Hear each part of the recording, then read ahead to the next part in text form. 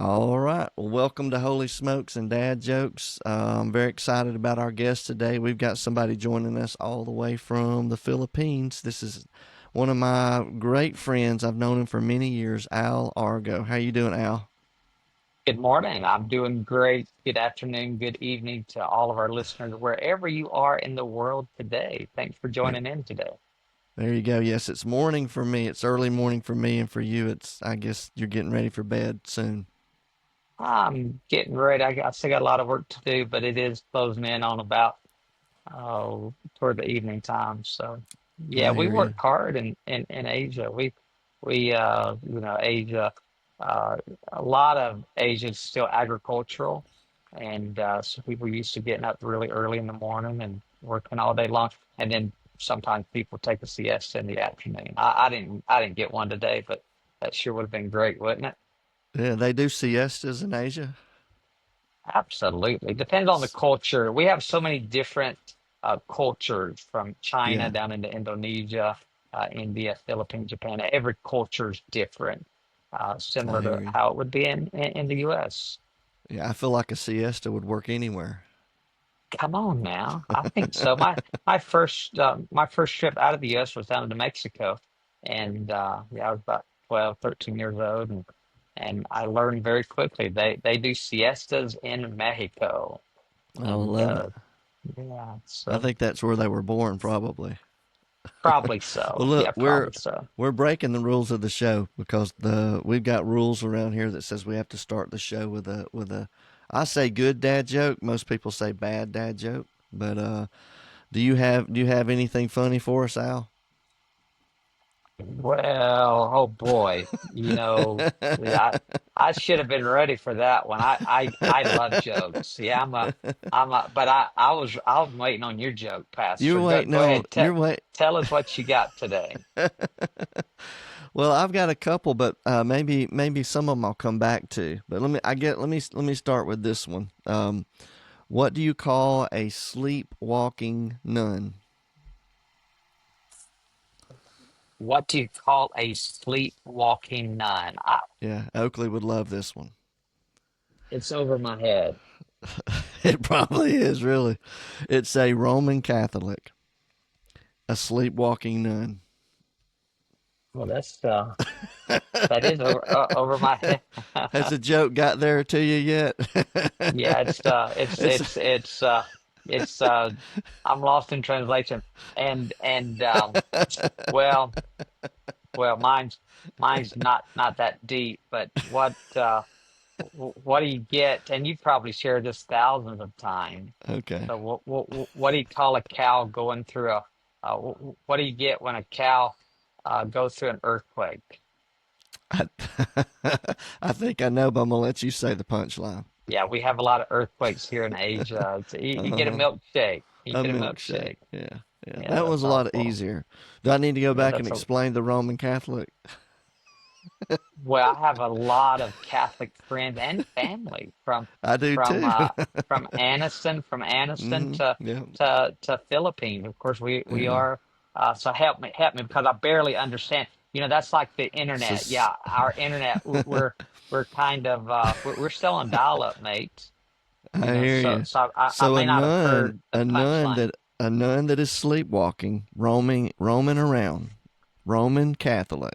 A Roman Catholic. I love that. I, Yeah, I love that. I really I didn't hear it. I yeah, really didn't hear it. Yeah. we're gonna Yeah. that makes me feel better. That Yeah. my jokes have Yeah. never been this bad. Like I have to take No, 2 minutes to go back and explain them. But no, I love that. I love it. If I could hear better, I'm sitting here in the tarmac I know, at the airport. looks You like you're probably on an see the airplane. You should probably roll the window up, Al. I was at the airport a couple of nights ago, and my friend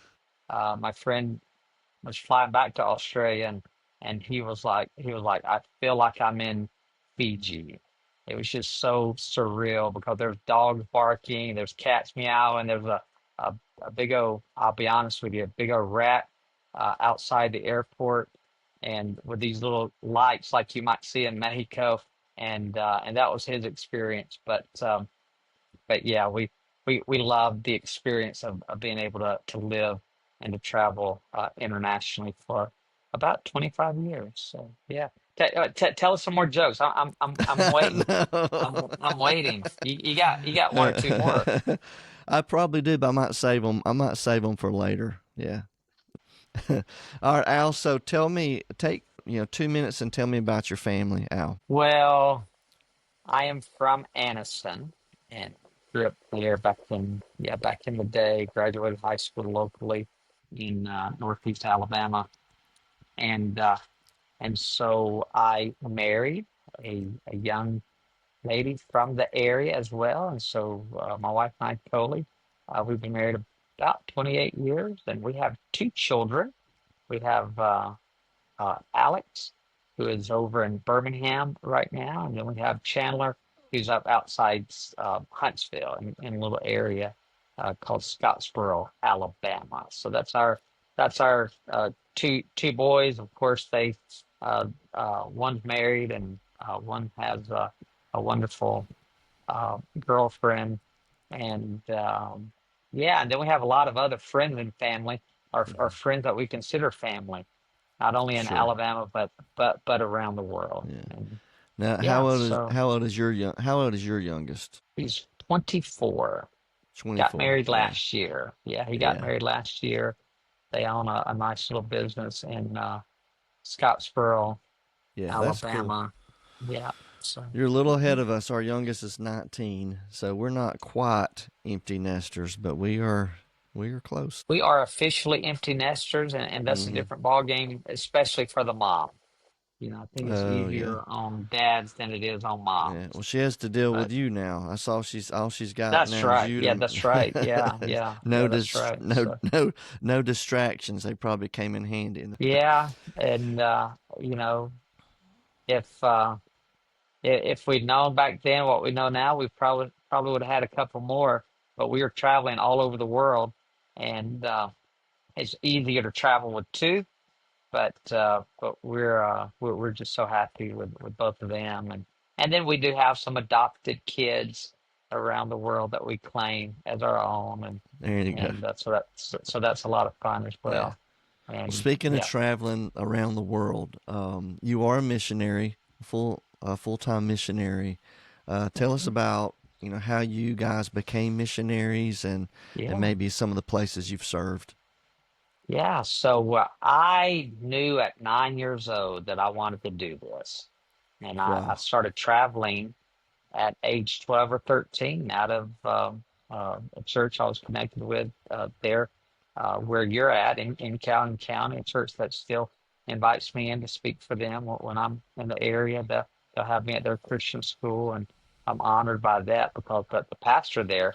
Now you understand we're living in 2026. This recording's been made in 2026, but the pastor who'll still have me come into his church came to that church in Oxford in 1970, and he's Wow. still there. And Mm, so, under his ministry, I went on my first mission trip at age 12, 13, and we're still friends with him and his wife. And of course, they believe in health and nutrition, and that's helped them live a long life. And so, I'm also trying to study health and nutrition. But my first mission trip was to Mexico, and then I went down into Cuba about a week before 9/11.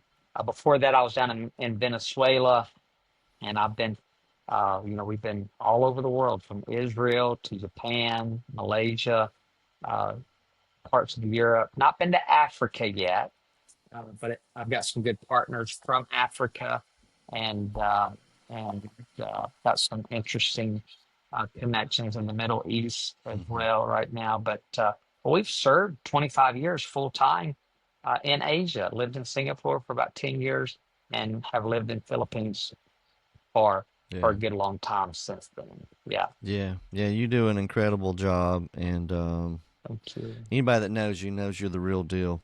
And so, thank you. You're very kind. Yeah. yeah, I know that missionary work um, has its challenges and its rewards. What is some of the most rewarding parts of being a missionary for you? Well, we really enjoy the global connections and just the global seeing global growth. We love we love remote places like Nepal and India and Australia is very modern, but it is remote. You know, when you think about a from a Oh global yeah, perspective, unless you're living there. And we've never lived there, but we have great friends there. We just love seeing global growth within the church and within individuals' lives. And somebody might not even be a Christian, but we can still be really good friends with them and see them growing and see them taking steps toward a relationship with Christ. And so I think that's for me meaningful. We've got great connections in Indonesia and just different places that the Lord's opened up doors through the years. And every culture has unique needs. You know, like in Indonesia, there was a great tsunami of back in the day that killed 144,000 people yeah, in 15 minutes, and so we were able to respond to that. So but that's just some of the rewards have come through obstacles, right? So some of the greatest obstacles lead to some of the greatest opportunities. yeah, yeah. Yeah, that's incredible. And so, like you said, it does come with obstacles and challenges. And so, what are the biggest challenges you guys face? Well, truth be told, the biggest one is one of the smallest one, and that's mosquitoes. Okay, Oh, you yeah. know, yeah. You've had a few Uh, run-ins with those. Yeah, twice in the last 15 years, I've had a little thing called dengue fever, which you Mm, get from being bit by a mosquito. So right now, as I'm talking to you, I have my bug spray on, I have bug stoppers out. I have a healthy respect for mosquitoes, but in all seriousness, that is a big issue. But really, there's so much more because and anyone in ministry sees challenges, sees tragedy. Just in the last few weeks, we're dealing with someone here in Asia who got ran over by a bus, mm, right? And so mm. that's tragic. And we've seen the good, the bad, and the ugly. So we're just dealing with everyday situations that are Yeah, that are tragic, that are just that yeah, you don't want anybody, you don't want to go through it, and you don't want any of your members or any of your friends to go through it. But sometimes people go through stuff, yeah, and that's why yeah, yeah. you and I are in ministry, and even in corporate America, even in the corporate Asia, businesses are in business to solve people's problems. Wouldn't you agree? Hmm. Oh yeah, for sure, for And sure. so there are challenges in ministry, and there are challenges in every business that you and Mm, I would yeah, ever s- yeah. buy something from or work with. So Do you feel like you function more as a pastor in your role or an evangelist? I think right now my role it continually shifts, like, and Mm, I'm doing a lot of different things. But right now I'd say that I'm pastoring pastors and training leaders, mm-hmm. encouraging. But then we also do a lot, in that evangelistic role where we're doing outreach into different schools and corporations and different communities. Right Yeah, now, because we just had some typhoons back in November, we're finishing up some rebuilding projects for different people and in different areas where their homes were completely destroyed at different sure. and some at different levels. So we're doing a lot of different things. So my I don't know what my role is. I'm just here to serve and just you love God, you love people. Yeah, yeah, yeah. I think you do well with whatever comes your way. You seem to fill that role, and you've done a good job of getting into the secular world as well with the gifts that God has given you. I know that you do some public speaking and classes and leadership, those kind of things. But you started writing books, and I'm interested in hearing how did that begin? How long has it been? When did you write your first book? Tell us a little bit about that. Yeah, I mean, I was working for a large newspaper in Florida. I used to work with a newspaper that's now called the Tampa Tribune. Mm-hmm. And I wanted to write a book back then, but I didn't know how. And then I came to work for a paper in where I'm from, right there where you are now, and that's called the Anniston Star I worked for them and Okay. became one of their marketing directors for a publication. But at the Anderson Star, I was in journalism. I was in marketing and advertising. But I always wanted to write a book, but I didn't know how. And then we were in Singapore, and I met a mentor.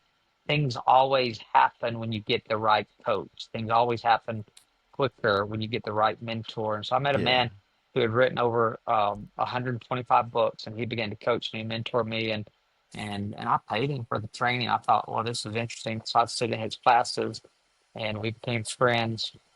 And and so, because of his mentorship, I was able to write my first book and publish my first book in, I think, 2000. I wrote it, 2010, published in 2011, if I remember correctly. And Yeah. a lot Yeah. of writing, a And lot what of was the name of editing. the book? What was the name of the The book? title of the first book that was published is called Walking, Living, Learning, an Mm-hmm. Adventure in Personal and Professional Development. It's like almost There you 400 pages, but it's easy to read because it's broken down into every day of the year. So, you can go. read Mm-hmm. each day in, 2 or 3 minutes and get a nugget. That book is still relevant in 2026. And at some point, I will do a follow up, to Walking, Living, Learning.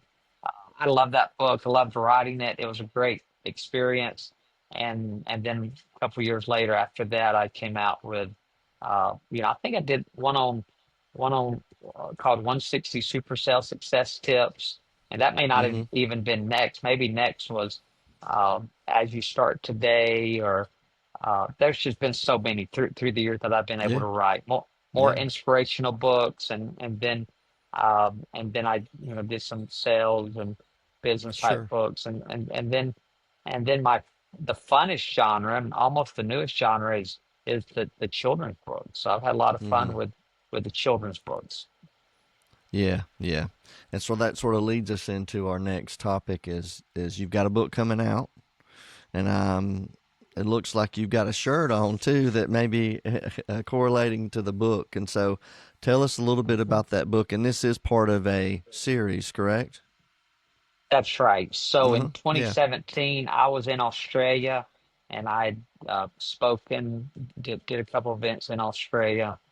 And my friend, the host, he got the hiccups, and we were at an ice cream shop, and if you get the hiccups in Alabama, what do you do? Like, if you're a kid and somebody gets the hiccups, you yell, you scare the You fire out scare of them, them. try to, yeah, that's right. And so I yelled at the top of my lungs in that ice cream shop. I just scared him, and his hiccups did vanish, but it's a culture thing. They don't do that in Australia, and so his son and they looked at me like, you are crazy, Al Argo, and we all laughed, and I said, I'm gonna write a book about this moment. And the next day at the airport, in I cleared immigration, and within just a matter of minutes, I wrote this cute little book called "Chris Gets the Hiccups," and then I put 10 fun and true facts about hiccups in that book. Did you know there was a man who had hiccups for 69 years? I heard about that. Is it true? Yeah, Like I've heard that it's story. Is true. it true? Like, it's in the Wow. Guinness Book of World Records. So I put 10 fun hiccup facts in that book, and within just a few months, that book was on Amazon. But in the meantime, I wrote a book that wasn't true, but we wrote it like it was true, and it's called Chris Drops a Bomb. And that's Okay. where he's in a movie theater in Australia, and he really has to drop a bomb. And it's cute and it's kid friendly, and it's a and it really can lead into teaching kids about manners and about Uh-huh. about different things. So we've got the hiccup book, we've got the dropping a bomb book, we've got the big sneeze That's book, funny. and then we've got the Burt book, Chris and the World's Biggest Okay. Burt. And then and then I haven't published a children's book in a long time, like 4 or 5 years. But 4 or 5 years ago, I was down in a place uh, in South Alabama called Priesters Pecans, Oh and yeah. yeah, and I was just looking around, and just getting stuff for my family and different friends, And I met an employee who actually um, is blind at Priester's Pecans. And that just impressed upon me. Wow, this is a night. This is I love the pecans, but I also love their values.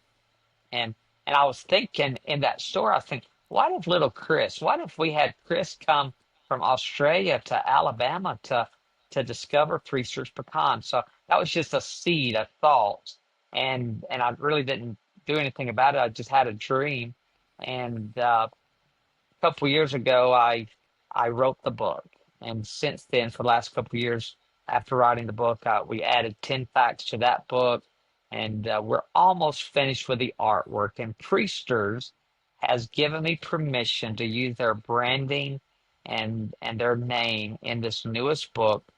Chris discovers Priesters pecans. How about that? So yeah, we're just pecans are amazing. They're healthy. There's just so many things that I've discovered about pecans, and even writing this simple, rhyming, beautifully illustrated. I'm just so proud of our illustrator and the whole team. I can smell, like as you're talking, I can smell that store. I can smell that chocolate and pecans, and I like the turtles, with the caramel chocolate and pecans. Well, it's Oh all good. Yeah, goodness, it's all I'm good. losing I'm losing focus, Al. Well. Uh, and the neat thing about the book, it also has the pecan pie recipe. They have Priester's perfect pecan pie recipe, and that will be in the book. So that's going to help children uh, get hands-on learning, with their classroom teacher or their parent or guardian. So Yeah, we're just really excited about the book and excited about introducing Priesters to some young kids outside. Uh, uh, Not only outside Alabama. Of course, people come from Tennessee and uh, Washington. People travel all through Alabama getting to the beach, so they go by Priesters anyway, and they do a great job at shipping gifts around the United States. So I'm just thankful for the partnership and there thankful you go. for the opportunity to bring this book to life. So, what can people that watch this show? How can we help you and support you?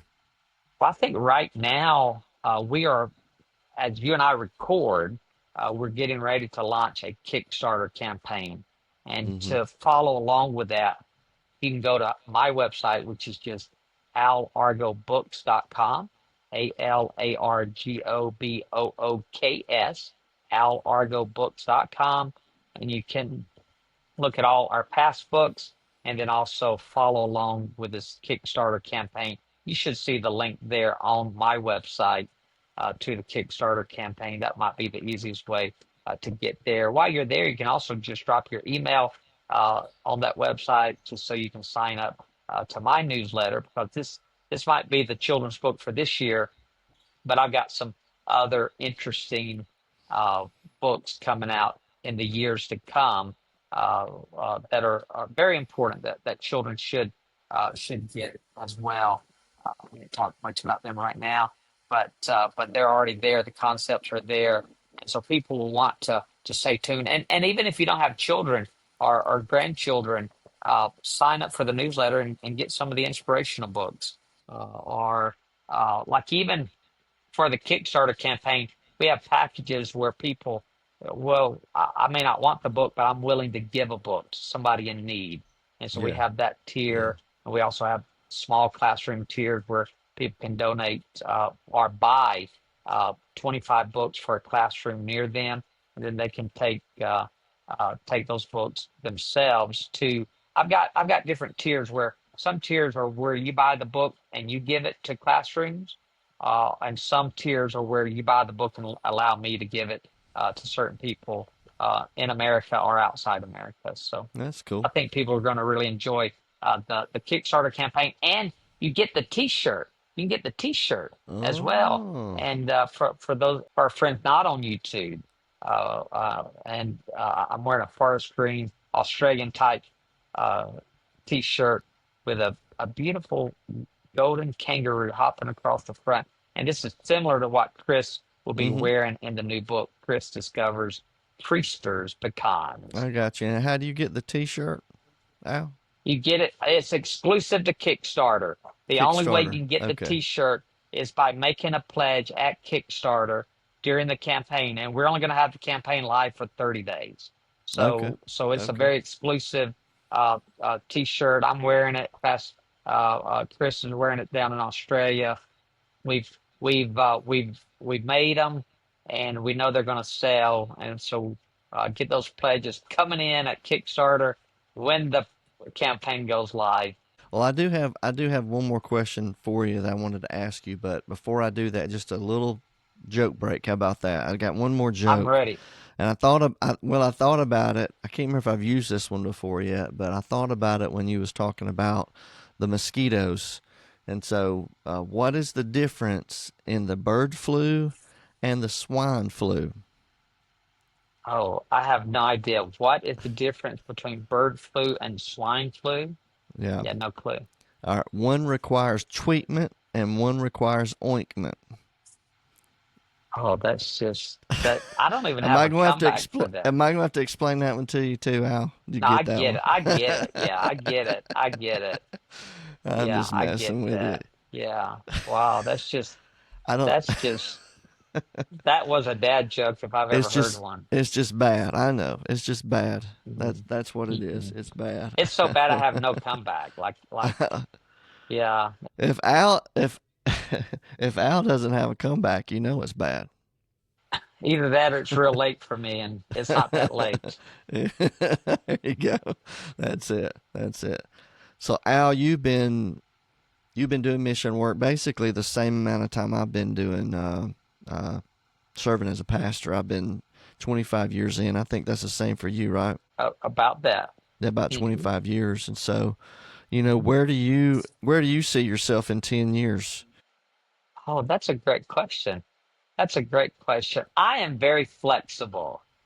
I just want to serve people wherever I am, and I might still be right here on this little island I'm in right now, and I love where I'm at. I'm happy here, but I'm also open. I'm just open to whatever the Lord would have me to do, and whether that means leading. I am finishing. I just want to shout out to my university because after this thing called COVID, I went back and I began my doctoral work, and I'm taking a break for a few weeks to do this book launch, but I'm really on the verge of completing my PhD at Troy University, How about which is an that? Alabama public university, but it's also we're an international university. We're the first university to offer undergraduate degrees.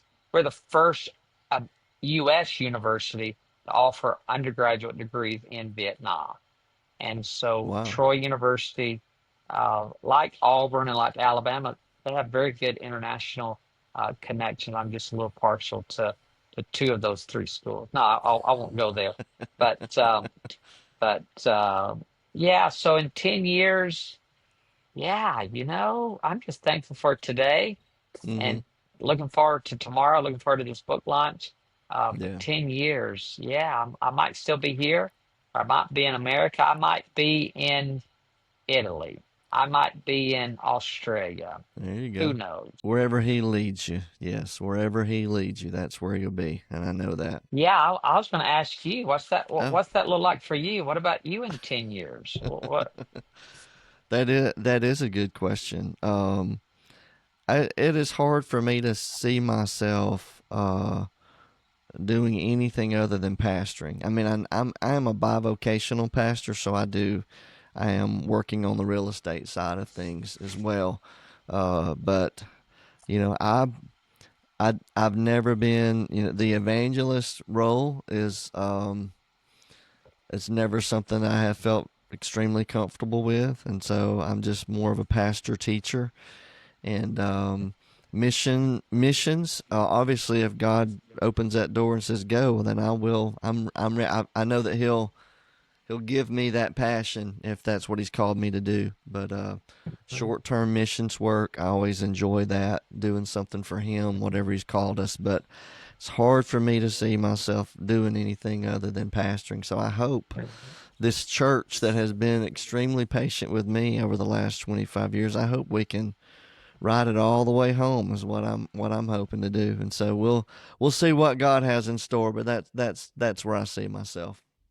I love that. And you do it well on, both on the church side and the corporate side. And I just have, I have the highest respect for not only uh, um, you, but everyone in your church. I love our church and love the community. I love Oxford, Anniston, Ohatchee. I want to shout out to them and all of Alabama, Sweet Home, Alabama. That's right. Please share this podcast. Help us get the word out about Chris Discovers Priesthood Pecans. There are downloadable bookmarks. There's downloadable sticker set. We're just doing things we've never done before because we want to extend the reach of the Adventures of Chris series and extend the reach of Priesthood Pecans as well. So thanks for having me on. Blessings to you and your family, brother. We love you. Thank you, sir. Yeah, God bless.